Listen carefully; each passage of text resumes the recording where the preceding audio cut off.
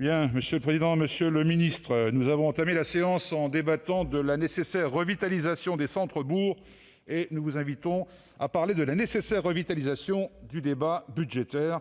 Julien Bargeton, tout à l'heure, parlait de la nécessité de redonner du tonus à ce débat. Nous voulons y contribuer.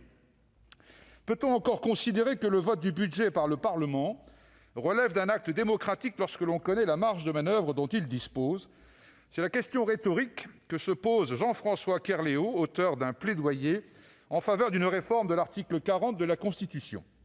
La réponse est bien sûr négative.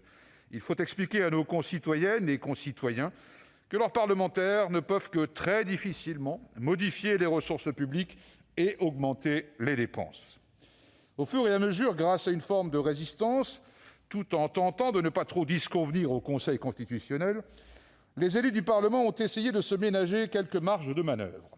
Malgré cela, nous ne pouvons toujours pas proposer de créer une dépense publique, ni même d'accroître une dépense qui nous est soumise. Lors de l'examen du budget, il nous faut la gager, c'est-à-dire, par exemple, prendre 100 millions d'euros au programme Handicap et dépendance, afin de créditer d'autant le programme 304, Inclusion sociale et protection des personnes. Cette illustration atteste qu'en réalité, nous ne disposons d'aucune réelle possibilité sans tomber dans les incohérences, voire les fautes politiques. Comme l'a fort bien expliqué notre collègue Pascal Savoldelli, les faiblesses budgétaires du Parlement sont à la fois la cause et la conséquence du rapport totalement disproportionné qu'il subit de la part de l'exécutif. M. Paul Reynaud, ancien président du Conseil, avait livré, au moment de l'avènement de la Ve République, la prophétie suivante. Les parlementaires vont devenir des économes devant un gouvernement dépensier. La route était tracée. Les parlementaires eux-mêmes, dont des architectes de la LOLF, se sont opposés à la réduction de leurs moyens d'expression.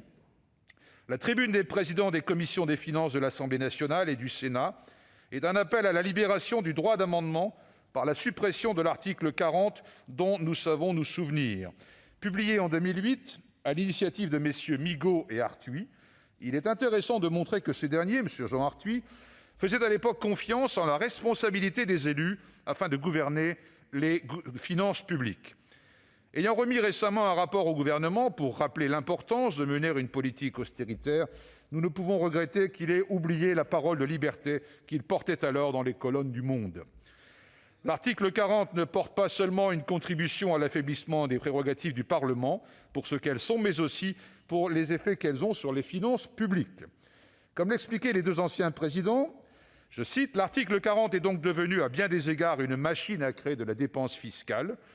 Il accrédite au surplus l'idée dangereuse selon laquelle, en matière de déficit public, la dépense fiscale n'aurait pas le même impact que la dépense budgétaire. » Fin de citation. Pour réagir et formuler des propositions pour remédier à la crise économique et sociale déjà bien installée, il ne reste donc aux parlementaires qu'à retrancher de l'impôt à ceux qui le payent. C'est un cercle vicieux, infernal, qui participe au démantèlement de l'État. Cette règle constitutionnelle produit des effets dévastateurs sur le niveau des ressources du budget général. Cette entrave vient s'additionner au carcan des règles européennes qui consacrent le Parlement dans un rôle d'observateur des décisions bruxelloises. Nous ne sommes plus souverains dans la définition des taux de la principale recette de l'État, à savoir la TVA. Lorsque l'Union européenne ne produit pas de règles contraignantes, on lui délègue le soin de valider notre politique économique sur laquelle nous, parlementaires, ne sommes guère vraiment consultés. Cette même Europe s'imposerait comme la seule échelle pertinente de toutes les politiques fiscales. Pouvons-nous ou devons-nous nous résigner à cette voie de fait ? La question se pose.